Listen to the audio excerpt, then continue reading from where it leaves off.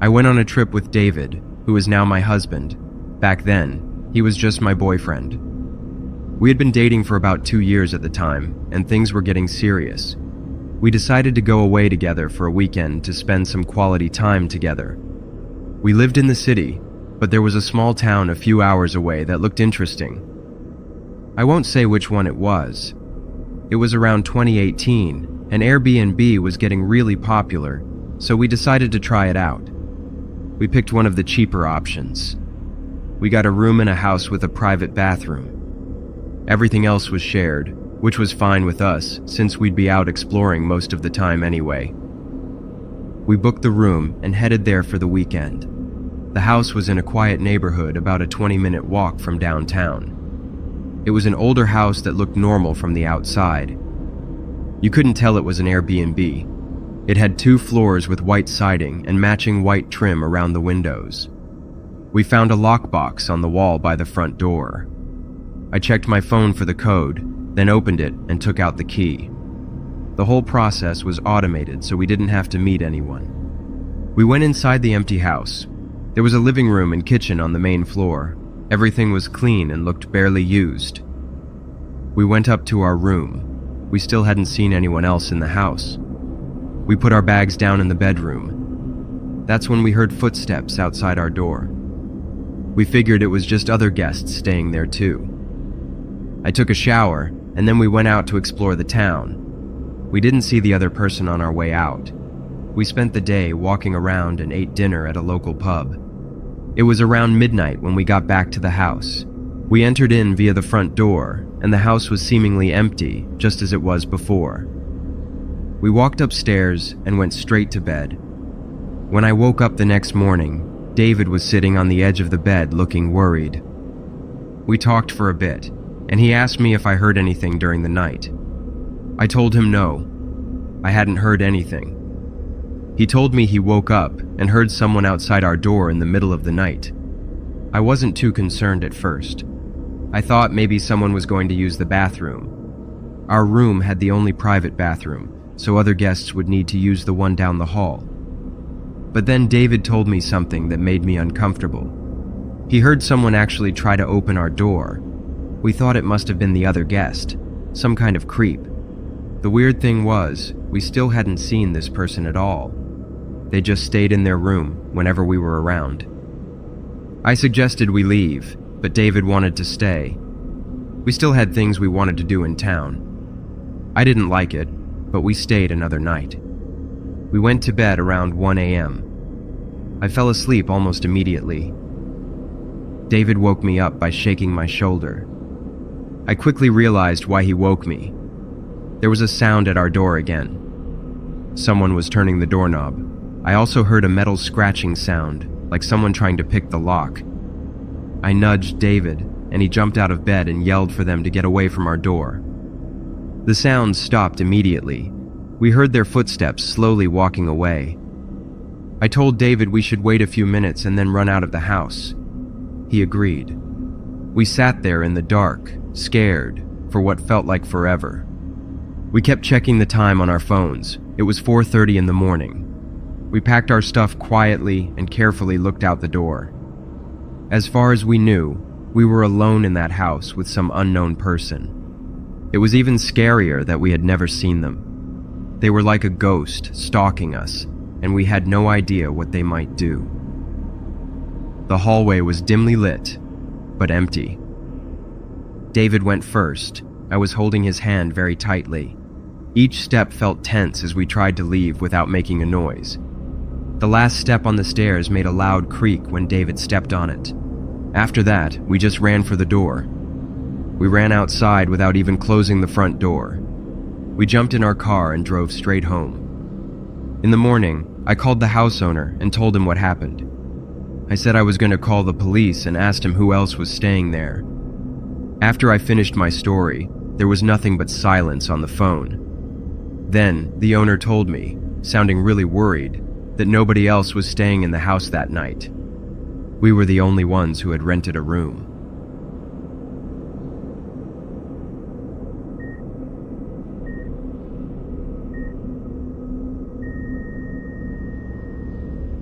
My daughter Lily and I travel a lot for child beauty pageants.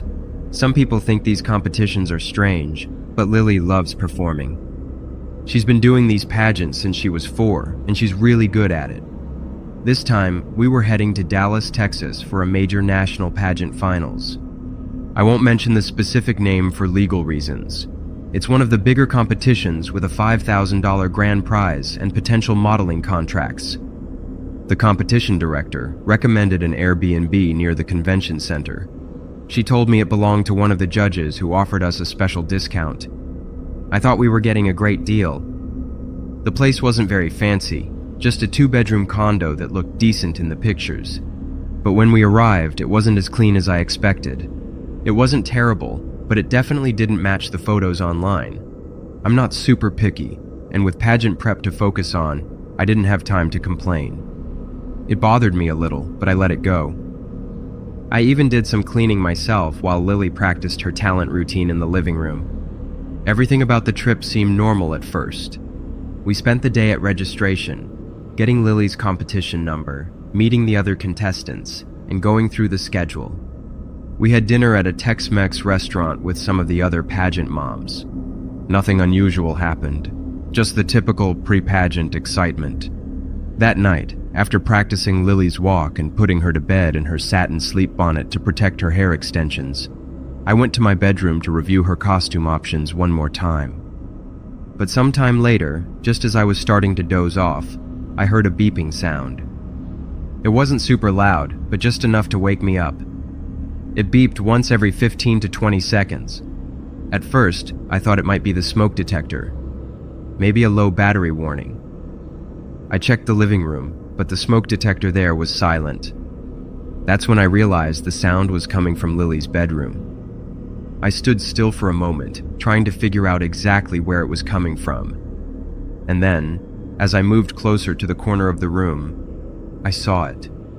A tiny camera lens was sticking through the wall. It was hidden in the top corner of Lily's bedroom, almost impossible to notice unless you were looking for it. My heart sank. I felt sick to my stomach. I had no idea how long it had been recording my daughter. Trying not to panic, I backed away and went into the kitchen. I started pacing with my mind racing about potential watchers and possible connections to the pageant. I needed to know if there were more cameras. I searched every inch of that Airbnb, and I found 4 more cameras. 1 in the master bedroom, 1 in the living room, 2 in the main bathroom. 1 was pointed at the bathtub where I'd been giving Lily her spray tan, and 1 was aimed directly at the vanity where she changed into her costumes. I felt violated and terrified for my daughter in a way I can't even describe. I immediately woke Lily up, packed our things, and left. I called my husband while trying not to cry in front of Lily. He confirmed I had made the right decision to leave. I was scared that whoever set up the cameras knew I had found them. I worried they might try to follow us or track us down. I realized with horror that these cameras were in a property owned by one of the pageant judges, the same judge who would be scoring my daughter at the competition. We checked into a hotel away from the convention center that night. I was so shaken that I made Lily sleep in my bed, and I barely closed my eyes all night. The next morning, I called the police and withdrew Lily from the competition. When the officers arrived at the Airbnb, they checked where I said the cameras were. They weren't there anymore. All that remained were small holes in the exact spots I had found them. Whoever was responsible had returned before the police arrived. They had removed the cameras and destroyed the evidence. Because I had no physical proof, the police said there wasn't much they could do. The case went nowhere. I wish I had taken pictures, but at the time, I was so focused on getting Lily to safety that I didn't think about documenting anything. Later, I discovered that 3 other pageant families had stayed in that same Airbnb over the past year. I tried reaching out to them, but none would talk to me. I'll never let my daughter compete in another pageant again, and I'll certainly never use Airbnb.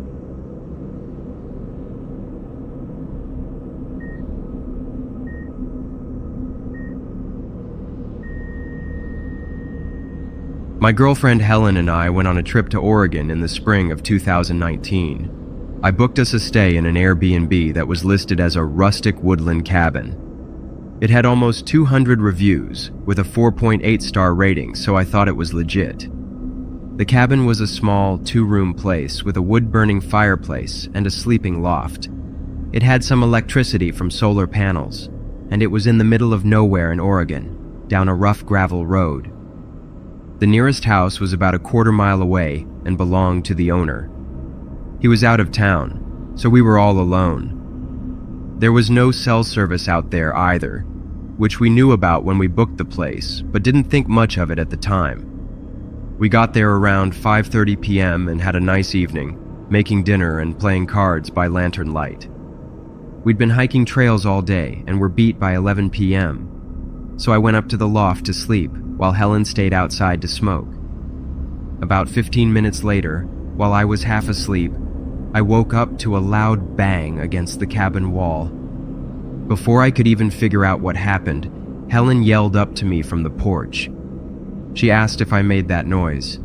Confused and still groggy, I told her I hadn't made a sound. She didn't seem too worried. Since she was sitting on the porch right then, she would have seen if someone was there. We go camping a lot, so it takes a lot to freak us out when we're in the woods. We figured it was just a branch that fell and hit the cabin. I started to fall asleep again, when there was another loud bang.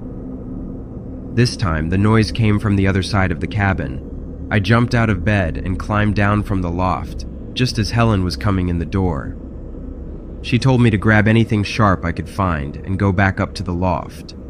She was trying to stay calm, but I could tell she was freaked out. I asked her what she thought it was, but she carefully said she didn't know. She hadn't seen anything outside, but she thought she heard footsteps. As we were whispering, we heard a slow, deliberate scraping noise along the wall of the cabin. It went on for about 3 feet, then nothing. I was scared at this point. Our car was parked 100 feet away, so we'd have to run through the dark if we wanted to leave. I was worried that if this was a person, they might have slashed our tires or blocked our way out. I told Helen to stay quiet and go back to the loft while I waited downstairs. I had a tactical knife and a heavy flashlight. I gave Helen a couple of kitchen knives. Other than that, we were sitting ducks. The downstairs of the cabin had big windows on 2 sides, and many were just screens. If someone was outside, they could easily be watching us, or worse, cut through the screens and get in. Helen wanted to stay downstairs with me, but I made her go up. I told her if it came to a fight, it would be easier for me to handle it if I didn't have to worry about her too. Helen climbed up to the loft, and I stayed on guard downstairs. I've never listened so hard in my life. I called out asking who was there to see if I got any answer, or maybe scare away an animal.